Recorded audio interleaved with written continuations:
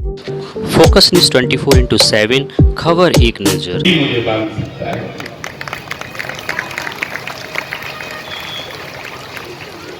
भगवान ने भैया को समझाया, चुप हो बैठे। अक्रूर जी से कहा कि इतने तेज गति से रथ को चलाओ, नहीं तो ये ब्रजवासी हमको जाने नहीं देंगे, ये कमजोर कर रहे हैं। अक्रूर जी ने रथ को आगे बढ़ाया, घोड़े को उनसे बातें करने लगे।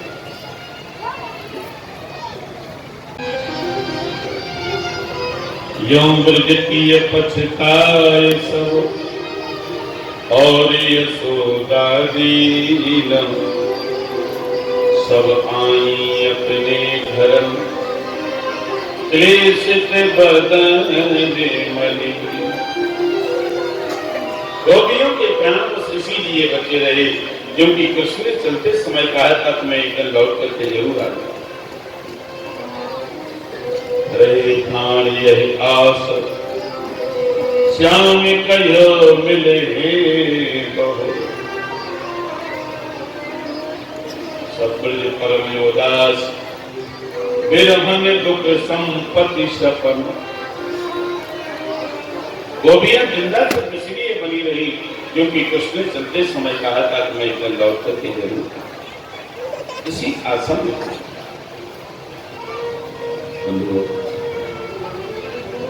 अब भगवान ने इधर अपनी लीला दिखाना शुरू किया। अक्रूर जी ने एक जगह बगीचे में रथ को खड़ा किया और यमुना में स्नान किया और जैसे डुबकी लगाई तो जल के अंदर दोनों भाई दिखाई दे रहे और जब जल से बाहर निकले तो दोनों भाई रथ के ऊपर बैठे।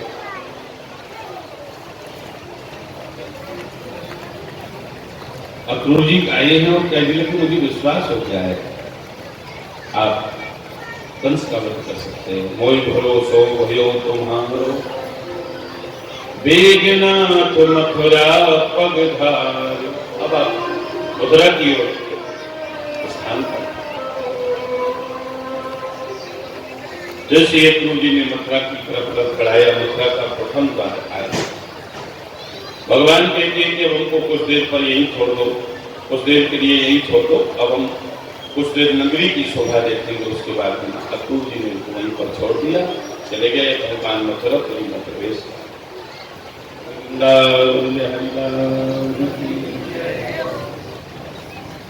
बोलिए राधा रानी।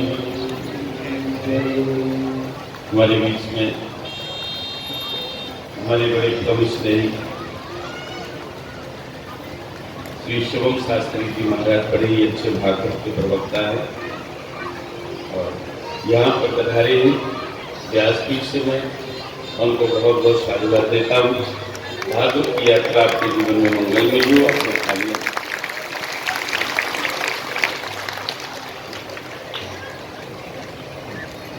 बोलिए राधा रानी की। जैसे ही भगवान मथुरापुरी में प्रवेश करते हैं, मथुरा वासियों को पता चला, अपने घरों को वो अंदर से सजाते हैं। मेरी नगरी में आज कृष्ण का आगमन हो रहा है, कृष्ण बलराम भगवान। तो वो अपने घरों को बाहर से नहीं सजाते हैं, अंदर से सजाते हैं, क्योंकि वो जानते हैं कि यदि हमने बाहर स्वागतम विधान लगाया, कोई बंधन बाल लगाया तो कंस की प्रताड़ना हमें झेलनी पड़ेगी। भगवान तो सर्वज्ञ हैं, सब कुछ जानते हैं, इसलिए मथुरावासी अपने घरों को अंदर से सजाते हैं। भगवान राजनाथ पर जा रहे हैं, ब्रजवासी लोग, मथुरावासी लोग उनका दर्शन कर रहे हो, कह रहे अरे ये वही महापुरुष है, इन्होंने 7 वर्ष की उम्र में गोवर्धन पर्वत को उठा लिया, अगासुर बकासुर जैसे दैत्यों को मार दिया। राजमान को भगवान देखते हैं, रजकम पंचराया तम रंगकारं गदा पूजा।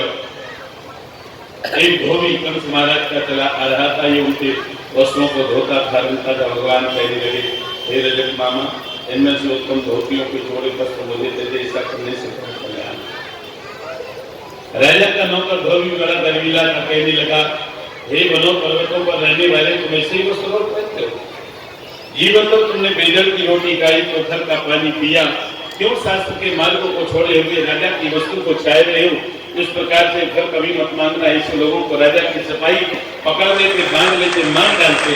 राजा का नौकर धोबी जो बोल करके ये कहने लगा तो देवकी नंदन भगवान कृष्ण ने बाएं हाथ के नखों से उसका सर धड़ से अलग कर दिया। से छोटे छोटे धोबी वस्त्रों की पोटलियों को पटक करके भागे। ये तो बड़ा बलिदान है। भगवान ने वस्त्र लिए, पहने बल्लाव भैया ने पहने वस्त्र तो राजा के थे, भूल जाते हुए जा रहे थे। बल्लाव भैया से कन्हैया ने कहा, दाऊ भैया ये वस्त्र तो बिल्कुल मांगे जैसे लग रहे हैं। अरे मांगे के तो लगेंगे, तुमने तो नाप दे के बनवाए नहीं, मांगे के हैं तो मांगे जैसे तो लगेंगे। अच्छा एक काम करो, किसी दर्जी के घर चलते हैं, जमीन की फिटिंग करवाते हैं। दर्जी के घर पहुंचे, दर्जी से कहा तू मेरे वस्त्रों को ठीक कर देगा, ऐसा करने से तेरा कल्याण होगा।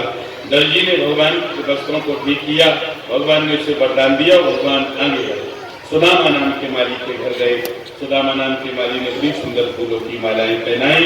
भगवान उसे भी वरदान देते हैं। अब आगे चलते हैं, राजमार्ग पर देखते हैं एक 3 स्थान में टेढ़ी कुबड़ी स्त्री चली जाती है। देखो वस्त्र भी नए हो गए, माला भी पहनी। अब भगवान के मन में एक इच्छा हो रही थी कि हम ब्रजवासी है ना, तो ब्रजवासी माथे पर चंदन लगाते हैं ऐसा। तो यही ब्रजवासियों की पहचान है। चंदन तो है नहीं, इसकी भी व्यवस्था कहीं हो जाती तो ठीक रहता। देखा सामने जब कुब्जा को देखा चंदन का पात्र लिए हुए जा रही थी, भगवान उसके पास पहुंचे, कहने लगे सुंदरी, ये सुंदरी, ये चंदन इत्यादि लेप सामग्री किसकी है, कहाँ ले जा रही है? ये शरीर लेप मुझे दे दीजिए। हे सुंदरी, ऐसा करने से तेरा कल्याण होगा। कुब्जा के मन में बड़ी प्रसन्नता हुई। आज तक मुझे किसी ने सुंदरी कह करके नहीं बुलाया, मैं 3 जगह से टेढ़ी हूँ, ये महापुरुष मुझे सुंदरी कह करके बुलाया। जैसे भगवान की ओर दृष्टिपात किया, देखा भगवान के स्वरूप को देख करके कुब्जा कहने लगी कि अब अपना परिचय देती है, मैं कंस की सम्मानित दासी हूँ, त्रिवक्रा मेरा नाम है, चंदन घिसकर लगाना मेरा काम है। भोजवंश के स्वामी कंस को मेरा घिसा हुआ चंदन बहुत अच्छा लगता है, ये बड़ी मेहनत से बना करके ले जाती हूँ, आप इसकी योग कहीं ले सकते हैं। जैसे ही चंदन का पात्र दिया, कुब्जा ने नाभि से ऊपर किए, कुब्जा ने जब चंदन दिया तो भगवान ने नाभि से ऊपर के अंगों में चंदन लगाया। भगवान बड़े शोभा मान लगे। अब भगवान सोचते हैं इसने मुझे चंदन दिया है तो इसका फल तो इसे कुछ मिलना चाहिए।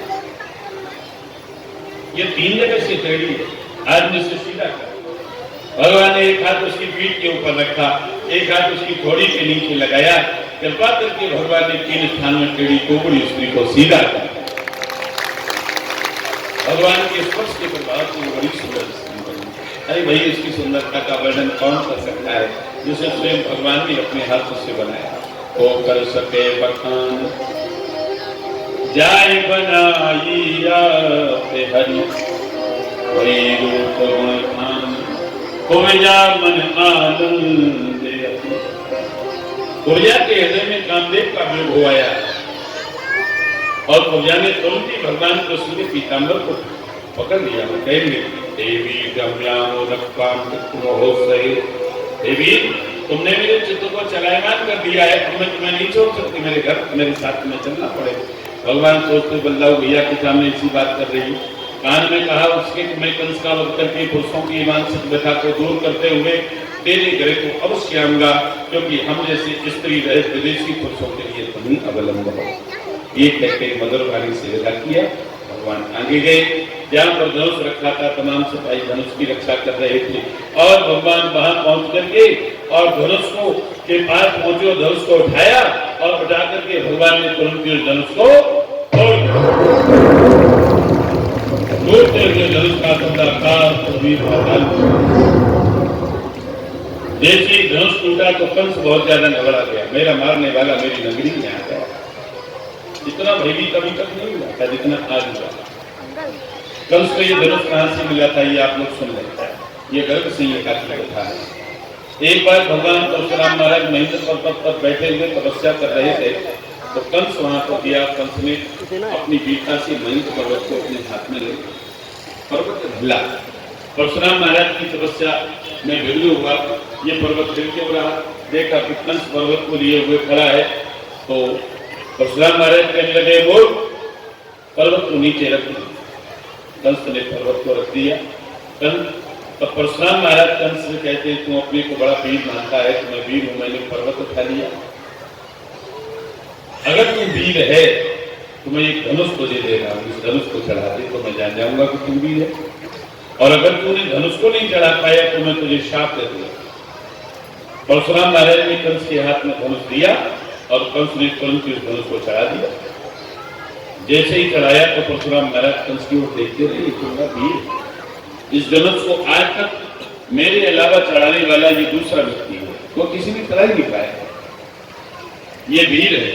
और परशुराम महाराज उसी समय कंस से कहते, कंस तुम वास्तव में वीर है, मैं तेरी वीरता से प्रसन्न हूँ, ये धनुष मैं तुझे दे रहा हूँ, ले जा अपने महल में रखना, इसकी पूजा करना। लेकिन जाते जाते एक बात ध्यान से सुन करके जा, पहले तो इस धनुष को कोई तोड़ नहीं पाएगा, और जो इस धनुष को तोड़ पाएगा उससे तू बच नहीं पाएगा।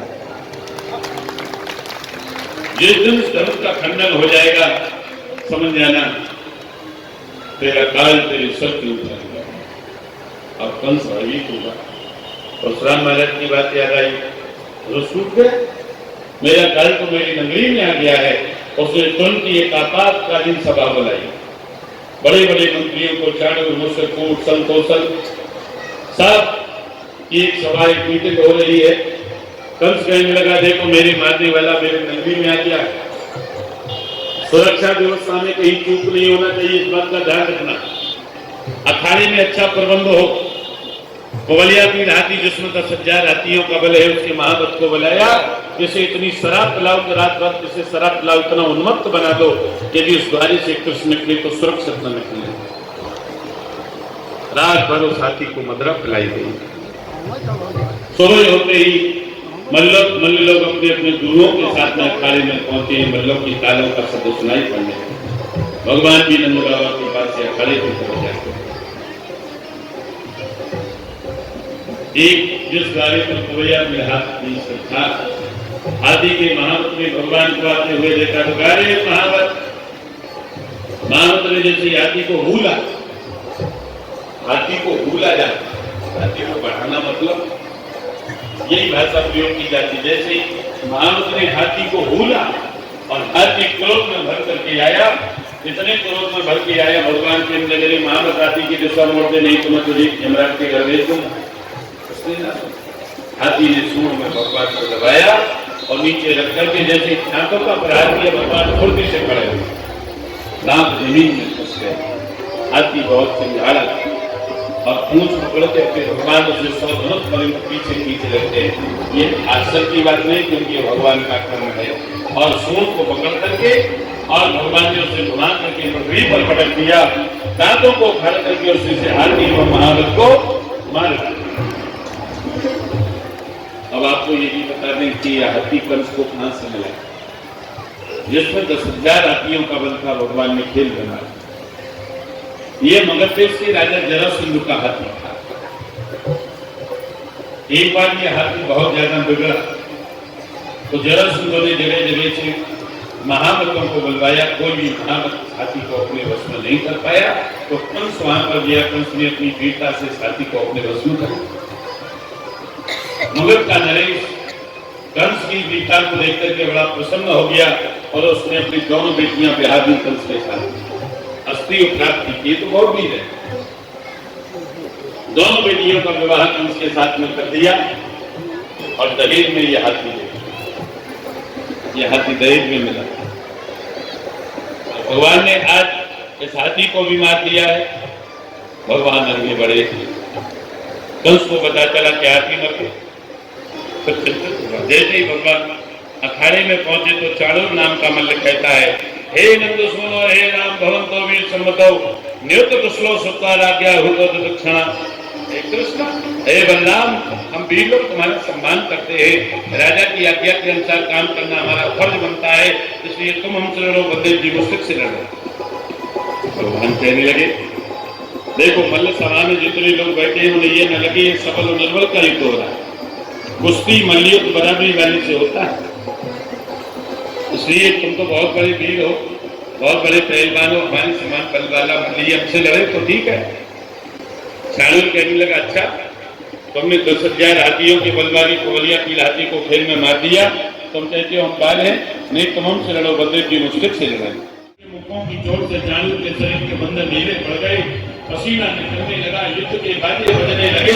जैसे ही उसने दोनों मुक्कों का प्रहार किया, एक ही हाथ में भगवान ने उसके दोनों हाथों को पकड़ा, ऊपर अनेक बार घुमाया और घुमा करके अखाड़े में पटक दिया। प्राण तो उसके घुमाते समय ही निकल गए। बलदेव जी मुश्किल को पहले ही मार चुके थे, कूट नाम का मल्लाया, उसे भी मार दिया। संतों संत के सलों में इसकी जान मारी, वो भी बेदा से समाप्त हो गए। सिर्फ छोटे छोटे मलिक थे, अखाड़ा छोड़ करके भाग गए। कंस मंत्रियों के बीच में घिरा हुआ बचाव पर बैठा हुआ है, कहने लगे दुराचारी वसुदेव के पुत्रों को नगर से बाहर निकाल दो, मेरा पिता उग्रसेन भी शत्रु पक्ष में मिला है, इसे कारागृह में डाल दो। ये वक्त रहा था, तत्काल भगवान ऊंचे सिंहासन पर चढ़ गए। धैर्यवान कंस ने देखा कि मेरी मृत्यु रूप कुछ मेरी ओर आ रहा, उठ करके खड़ा हुआ कंस, भगवान ने उसके सर में लात मारी, मुकुट नीचे गिरा, बाल पकड़े। कंस कहने लगा मेरे केश छोड़, बाल छोड़ दो, मुझे पीड़ा हो रही है।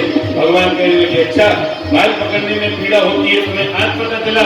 जिस दिन तुमने मेरी माता देवती के बालों को पकड़ा था, उस दिन तुमने ये सोचा था कि बाल पकड़ने में पीड़ा भी होती है। बाल पकड़ करके ऊपर खींचा, खींच करके ऊपर एक बार उसे सब मारा और घुमा करके ऊंची मचार से उसे अखाड़े में उतर दिया। सिर्फ उसके ऊपर गिर गई लातों से, मुक्कों से, घूंसों से उसका अंत कर दिया।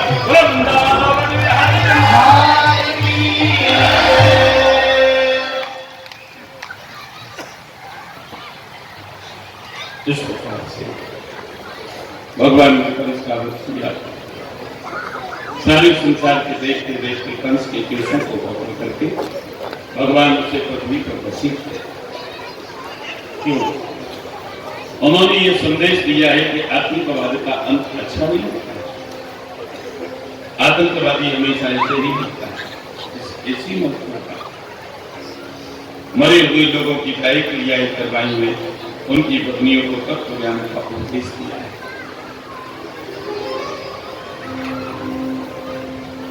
अब मथुरावासी आज बड़े प्रसन्न है। मथुरा में कोई भी व्यक्ति फल करके कभी आस नहीं पाया। कंस के शासन में आज सबके चेहरे प्रसन्न हो गए, आतंक का अंत हो गया, सबकी दृष्टि टिकी हुई है मथुरा की राजगद्दी की ओर। मथुरा का राजा कौन? अब कुछ नहीं, भगवान ने राजगद्दी स्वीकार नहीं की है। भगवान ने महाराज उग्रसेन को फिर मथुरा का राजा बनाया और अब भगवान अपने माता पिता को बंधनों से मुक्त करने के लिए समय आ गया।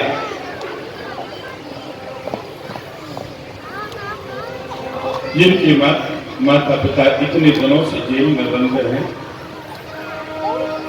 जैसे कैद खाने का ताला खुलवाया, मैया देवकी ने जैसे ही कन्हैया को देखा तो दौड़ पड़ी, मेरे लाला कृष्ण आ गए। नेत्रों से अश्रुओं की लड़ी लगी हुई है, बार बार बोलने के मुंह को छू रही है। आज मेरे लाला 11 वर्ष 56 दिन को हो गए। एक एक दिन देवकी ने गिनकर के रखा था, एक एक दिन गिनती थी। आज मेरे लाला कितने वर्ष, कितने महीने, कितने दिन को हो गए। देवकी कहती है कि आज मेरे लाला 11 वर्ष 56 दिन को हो गए। ये यशोदा के वात्सल्य को प्रभाव है कि मेरे लाला आज 16 वर्ष से सदीप है। यशोदा का वात्सल्य से नहीं मिलता तो क्या ये 16 वर्ष से सदीप था? बार बार बोलने की मन को छीन दी है मेरा। आज नंदबाबा और कन्हैया की बात आई, कहने लगे लाला अब तो वृंदावन नहीं चलेगो। कन्हैया ने दो टुक कह दिया कि आप जाइए, मैं कुछ समय बताने का प्रयास करूंगा। नंदबाबा कहने लगे लाला मेरी तो कोई प्रार्थनाएं मैं तो सहन करूंगा, और तेरी मैया जब तुझे मेरे साथ में नहीं देखेगी तो आपको बुरा हाल हो जाएगा। यशोदा से पूछेगी तो मेरे लाला को कहाँ छोड़ करके चले, इसलिए तुम मेरे साथ कन्हैया ने कह दिया नहीं, आज जाइए, मैं कुछ समय बाद आने का प्रयास करूंगा। इस प्रकार से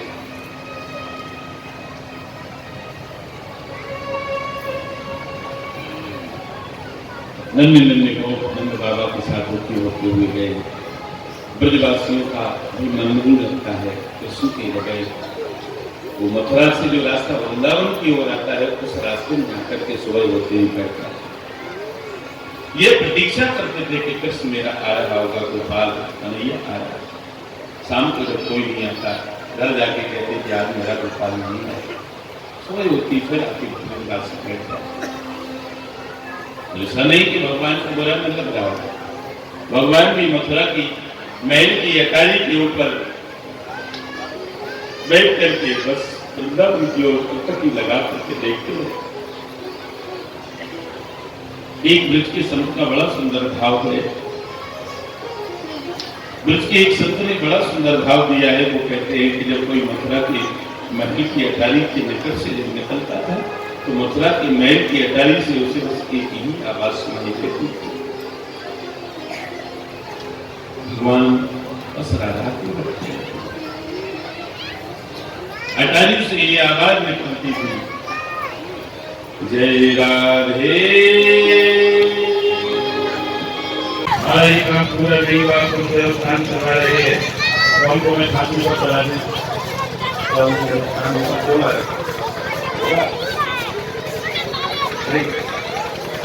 भगवान से प्रार्थना कर रहे, भगवान आपको ये है, आपको कौन सकता है।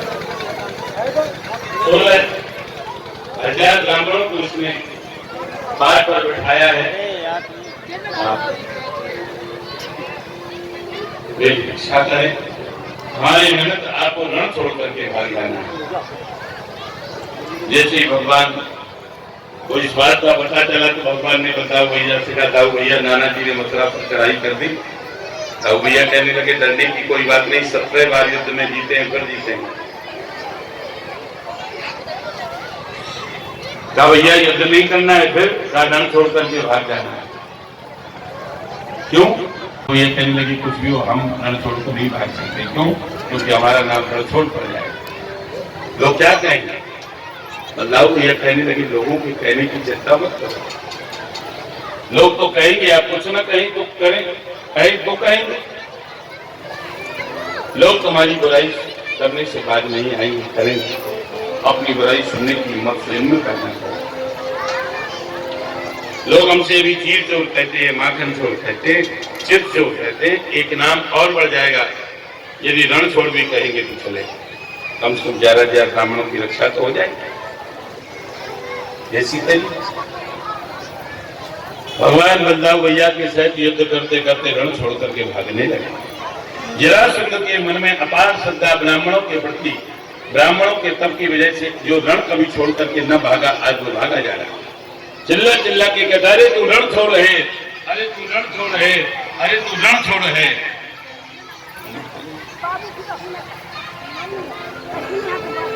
वृंदावन बिहारी लाल की जय।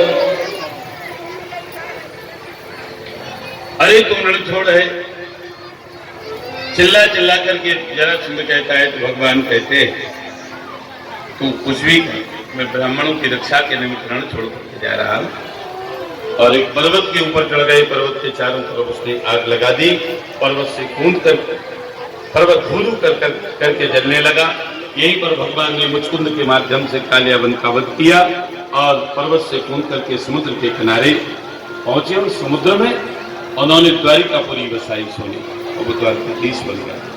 बोलिए द्वारकाधीश भगवान की। यहीं से भगवान के विवाहों की कथा शुरू होती है। भगवान का पहला विवाह किसके साथ में हुआ?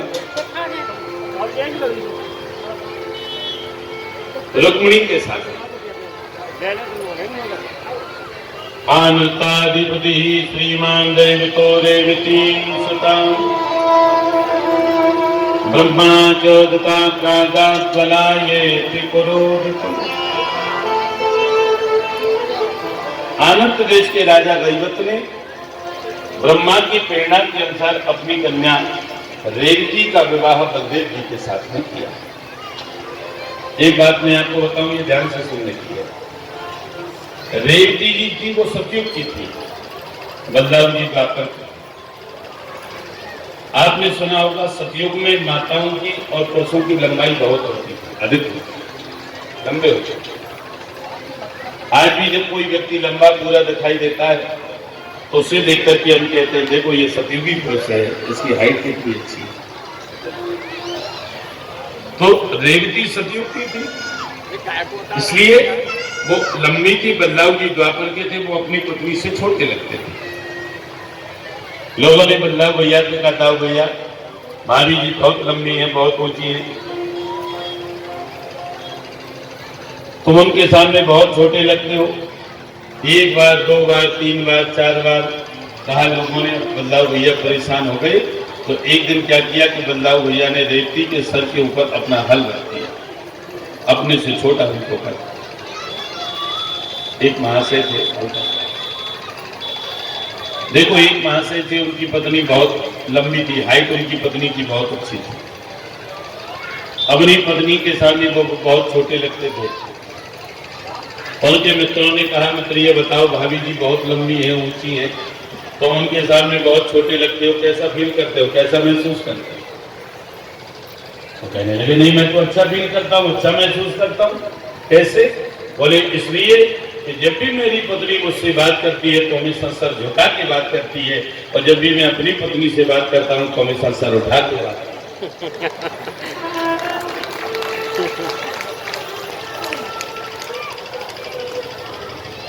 राजा श्री भीष्म को नाम विदर्भाधिपते महान तस्य पंचा भवन पुत्र कन्यैका च वरान।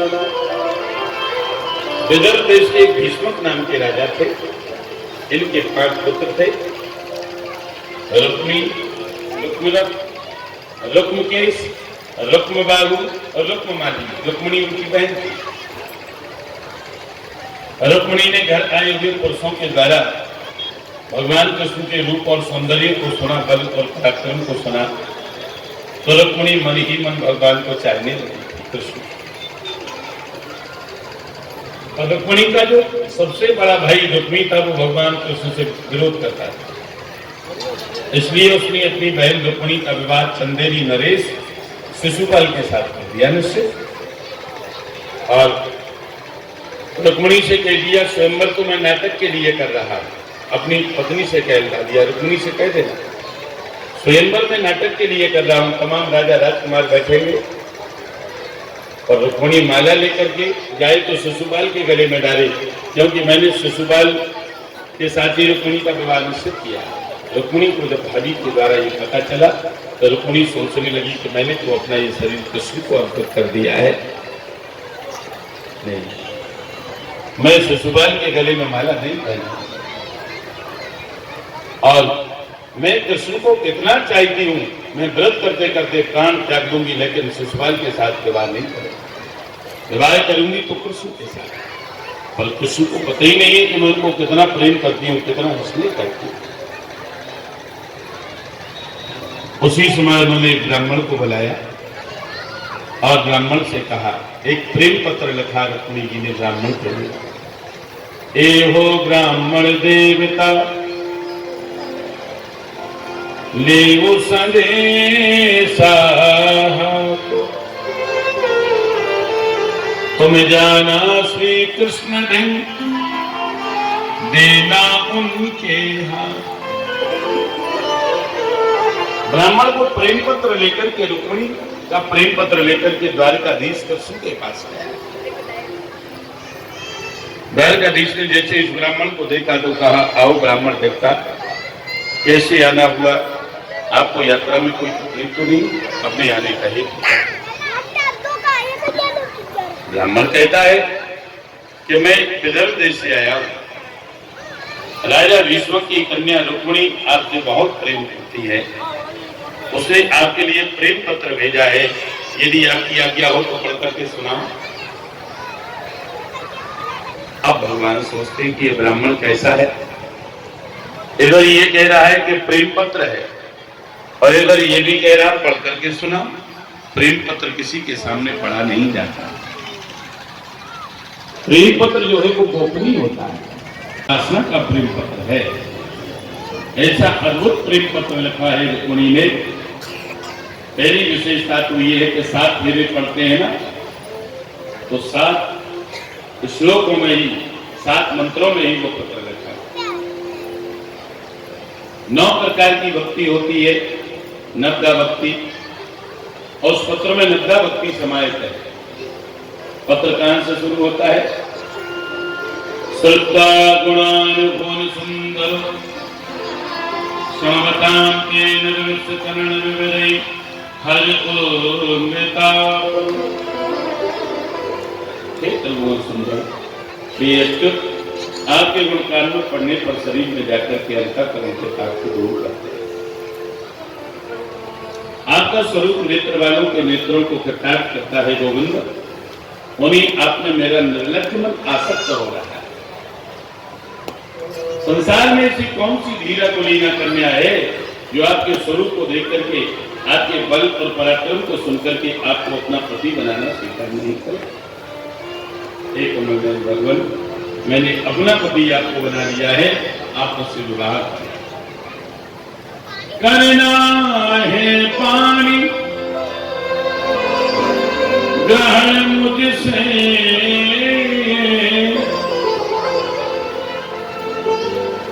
कैसी भी विधि अपनाना है, कैसी भी विधि अपनाना है, जैसे भी हो अब हे भगवान, अब दासी हमें बनाना है। भगवान अब दासी हमें बनाना है। भगवान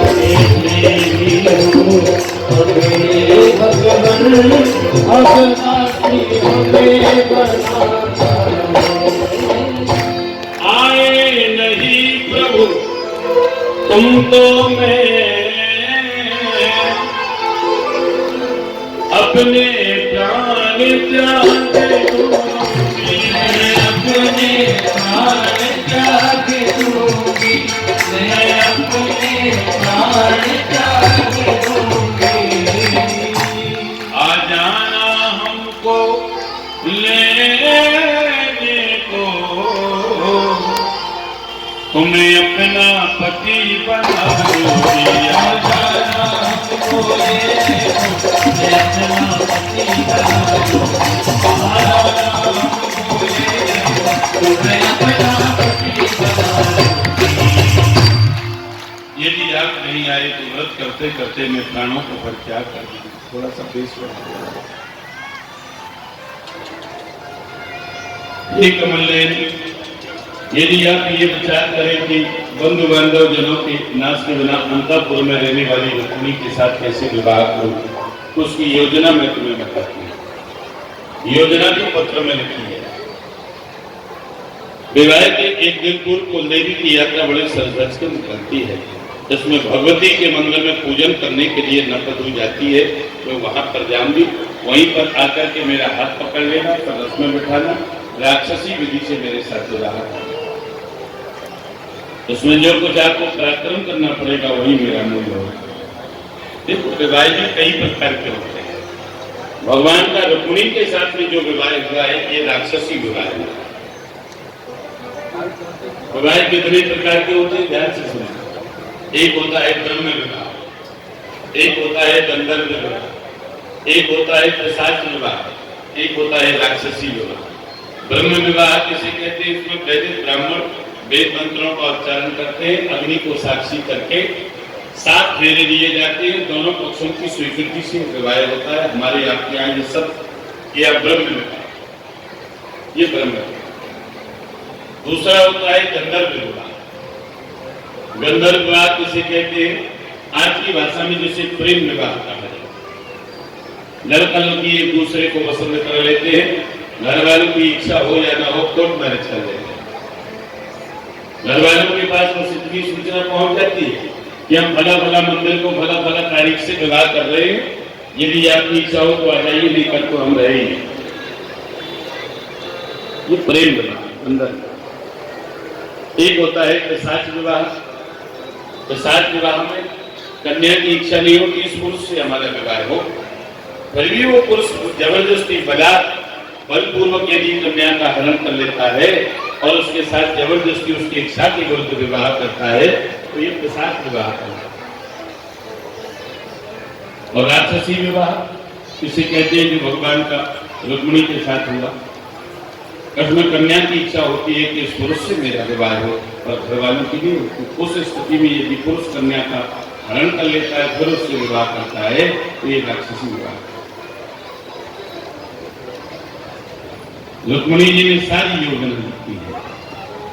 भगवान ने विवाह का नक्षत्र देखा और साथी जी का साथी शीघ्र रथ लेकर के आज इस प्रकार से रुक्मिणी का चित्र मुझ में लगा है, वैसे यह मेरा चित्र रुक्मिणी में लगता है। मैं कितने भी राजा राजकुमार क्यों ना हो युद्ध में पदगलत करके सुंदर नेत्रों वाली रुक्मिणी का हरण करके लाऊंगा और उससे विवाह करूंगा। साथ ही रथ लेकर के आया सुग्रीव से बलहार नाम के घोड़ों को रथ में जोत करके लेकर के आया। रथ तैयार है महाराज।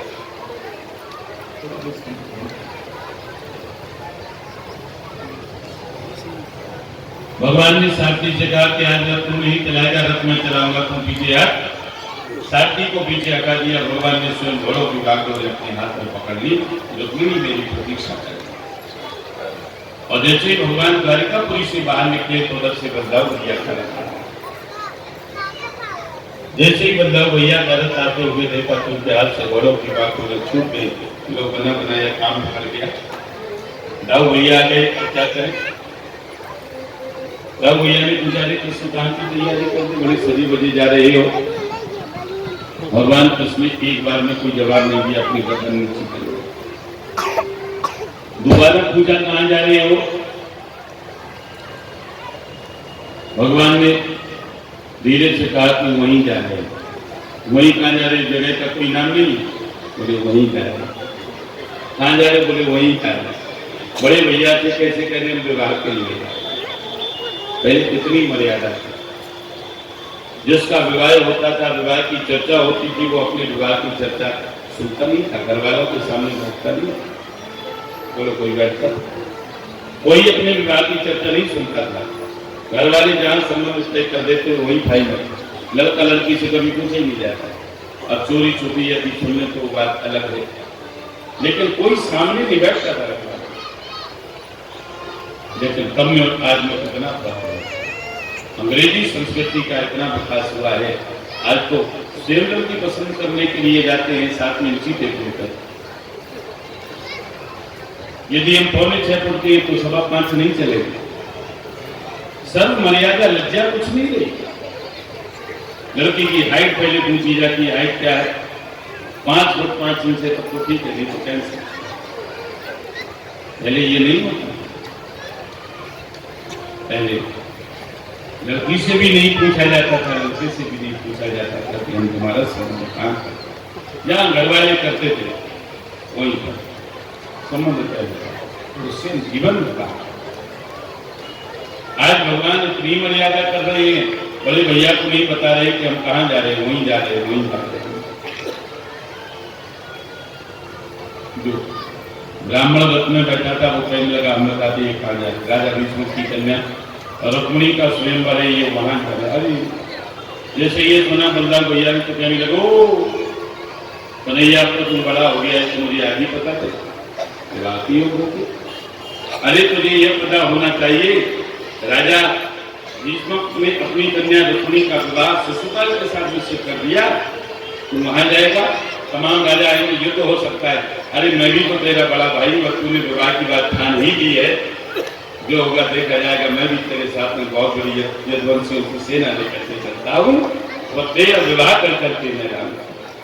भाई के प्रेम के वसीले होकर के बलराम भैया ने सेना लेकर के बलराम भैया एक ही रात्रि में आंध्र प्रदेश से विदर्भ देश पहुंच गए। इधर भगवान दूल्हा बने हुए जा रहे, सजे हुए जा रहे। उस समय का वर्णन बड़ा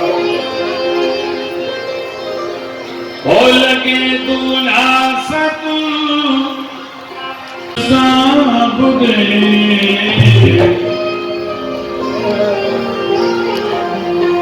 हो लगे दूल्हा सतु दिलदार साब किसने किया श्रृंगार सांवरे, तेरा किसने किया श्रृंगार सांवरे, तेरा किसने किया श्रृंगार सांवरे, तेरा किसने किया श्रृंगार सांवरे।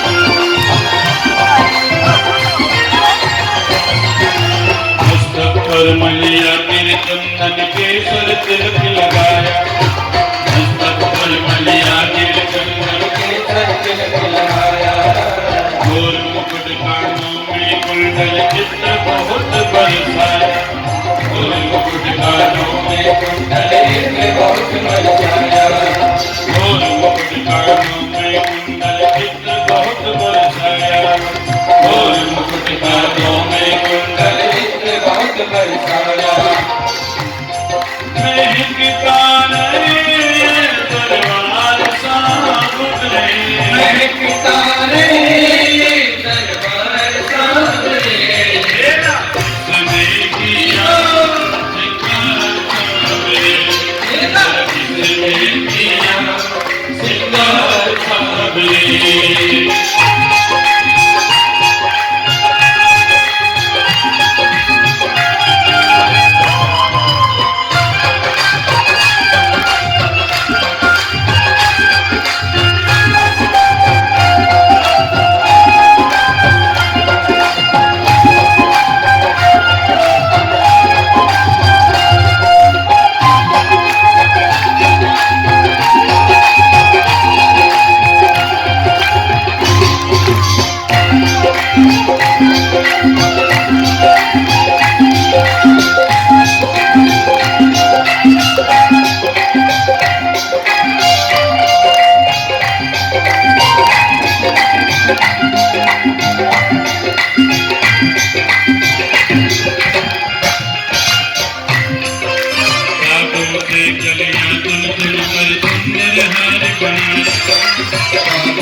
कलियां चुन चुन कर सुंदर हार बनाया, कलियां चुन चुन कर सुंदर हार बनाया, तेरे सलामत हाथ सदा वो जिसने तुझे सजाया, और सलामत हाथ सदा वो जिसने तुझे सजाया, तेरे सलामत हाथ सदा वो जिसने तुझे सजाया, तेरे सलामत हाथ सदा वो जिसने तुझे सजाया। सजाता रहे वो हर बार सांवरे, सजाता रहे वो हर बार सांवरे, तेरा किसने किया श्रृंगार सांवरे, तेरा किसने किया श्रृंगार सांवरे।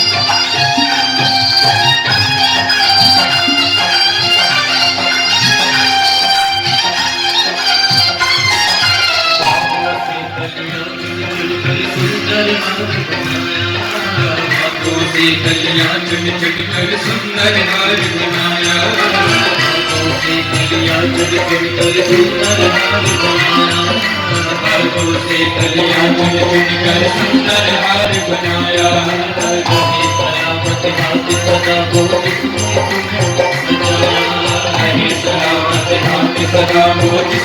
तुम्हें सजाया रहे सलामत हाथ सदा वो जिसने तुम्हें सजाया रहे सलामत हाथ सदा वो जिसने तुम्हें सजाया रहे सलामत हाथ सदा वो जिसने तुझे सजाया सजाता रहे वो हर बार सामने सजाता रहे वो हर बार सामने सजाता रहे वो हर बार सामने सजाता रहे वो हर बार सामने तेरा किसने किया सिंगार सामने तेरा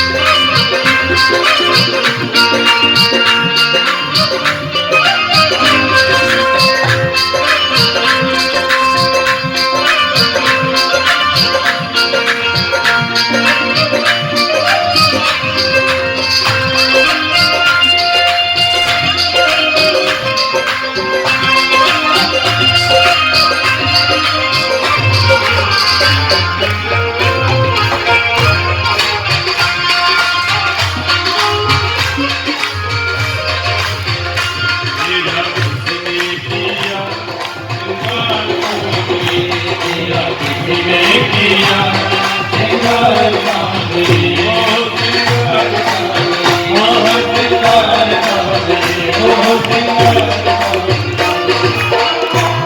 भगवान वहां पहुंचे। रुक्मिणी जी के हाथ में विवाह सूत्र बांध गया। रुक्मिणी जी भगवती के मंदिर में पूजन करने के लिए जाए।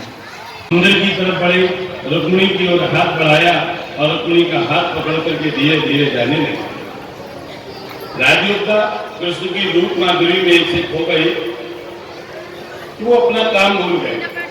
हम किस काम के लिए नियुक्त किए गए, भगवान रुक्मिणी को लेकर के गए और उन्होंने रथ में बिठाया। और जैसे रथ में बिठाया तो कुंडनपुर की जो नारियां थी वो कहने लगी कि देखो अब रुक्मिणी का विवाह द्वारिका में होगा, यहाँ तो होना नहीं है, अब द्वारिका में होगा।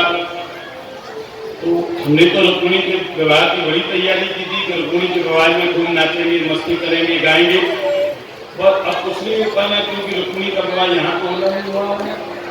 कुछ कहने लगी कि हमने तो रुक्मिणी के विवाह में बहुत तैयारी की थी कि खूब गालियाँ गाएंगे, लेकिन अब वो भी नहीं गा पाना। कुछ कहने लगे भी गई थोड़ी है, सामने तो पड़े दो दो चार चार बोल थोड़ा। एक बात मैं आपको बताऊं, माताओं का कोई भी काम छूट जाए विवाह में, लेकिन एक काम नहीं छूट सकता, वो बगैर गालियां गाए नहीं रुक सकते। गालियां जरूर गाती है, सब चीज यहाँ गाई जाती है। तो रुक्मिणी को, कृष्ण को रुक्मिणी का पति मान करके उनको गालियां सुनाने लगी। देखो ये ब्रज की बड़ी पारंपरिक, बड़ी प्रसिद्ध गाली है। इसमें जो भी बात कही वो बिल्कुल सत्य है, एक भी बात गलत नहीं है। कैसे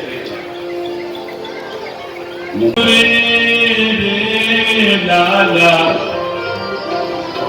दो बपन की जान इधर सावे लाला, बपन के जान इधर सावे लाला, कोई बपन की जान इधर सावे लाला, कोई बपन के जान। ऐसे एक बाप मथुरा बसे लाला, तुझे गोकुल एक बाप मथुरा बसे लाला, तुझे गोकुल इधर सामने लाला, कोई बपन की जान लाला, कोई बपन के जान।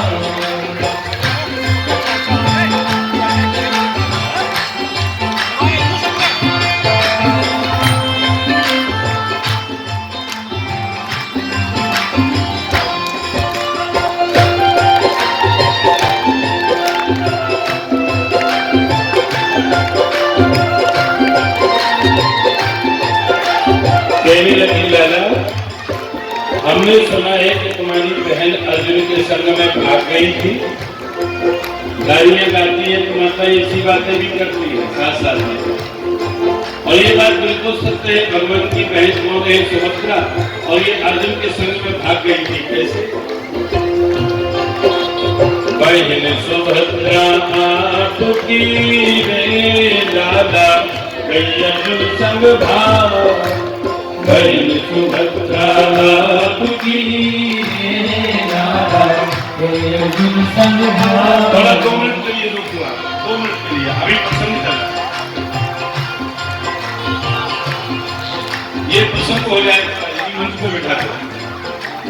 बहन सुभद्रा आपकी लाला, कोई अर्जुन संग भाग, बहन सुभद्रा आपकी लाला, कोई अर्जुन संग भाग।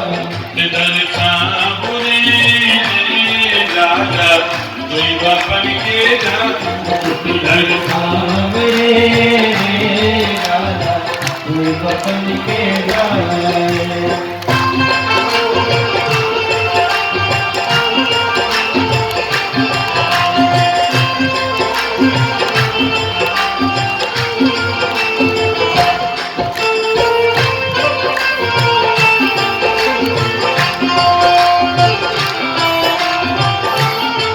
देखो ये तो थी मथुरा की गाली,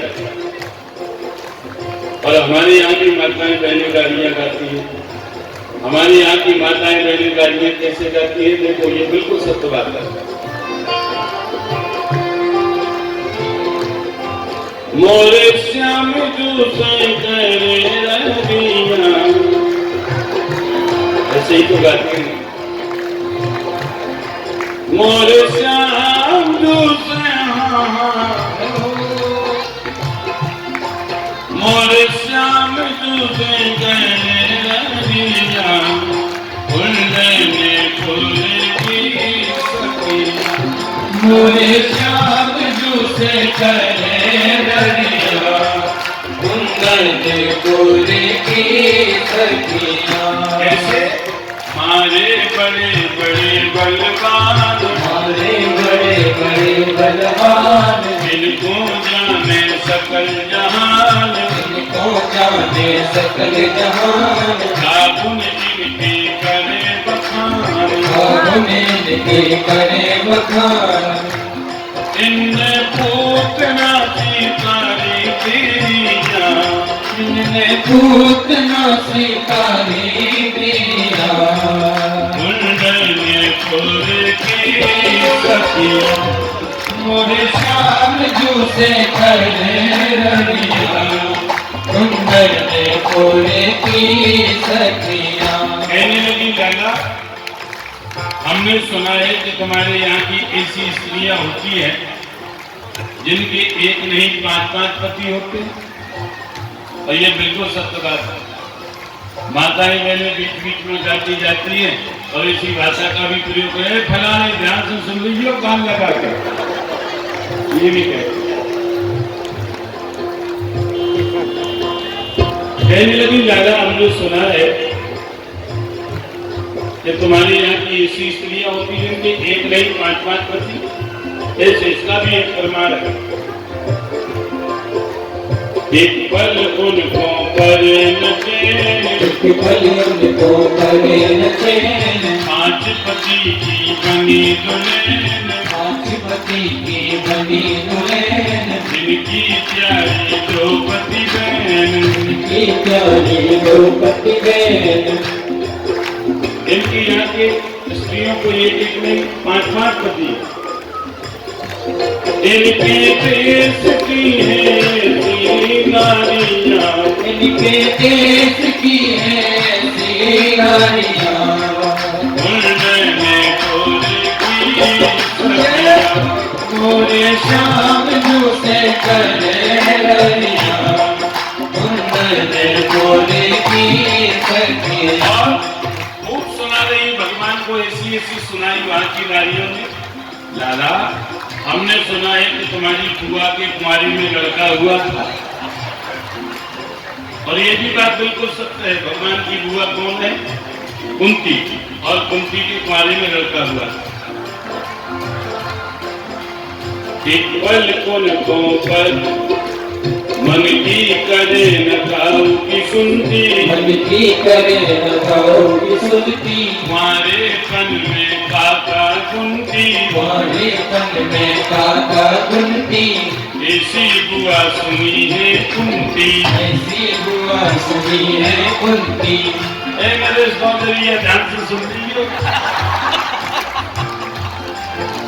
दुश्मन वाले बब्बा ऐसा क्यों? हमने सुना है, मन की करे न खाऊ की सुनती, मन की करे न खाऊ की सुनती, तुम्हारे पन में काका कुंती, तुम्हारे पन में काका कुंती, ऐसी बुआ सुनी है कुंती, ऐसी बुआ सुनी है कुंती। इनकी को हाँ, इनने की को हाँ, इनकी को हाँ, इनकी को हाँ, इनकी को परसी खरिया, उड़न तुरकी, इनने की को परसी खरिया, उड़न पूरे की सखिया। मोरे श्याम जो से करे रनिया, उड़न पूरे की सखिया, मोरे श्याम जू से करे रनिया, कुंडल पूरे की सखिया। की के कैसे पुण्य प्रताप, के कैसे तुमने प्रताप, दिल पे की पड़ गई छाप, इन पे की पड़ गई छाप, गोरे है महातारी बाप, गोरे हैं मातारी बाप। माता जी बाप तो बहुत गोरे हैं, पर तुम कार्य कहाँ से हो गए? के कैसे पुण्य प्रताप, के कैसे पुण्य प्रताप, दिल पे की पड़ गई छाप, इन पे की पड़ गई छाप, गोरे है महातारी बाप, गोरे हैं मातारी बाप। गोरे वसुदेव, गोरे वसुदेव देव की रे लाला गोरे बलराम गोरे वसुदेव देव की रे लाला गोरे बलराम अज तुम काने काते बड़े लाला या तो ठीक न था तुम काने काते बड़े लाला या तो ठीक न था दर्शन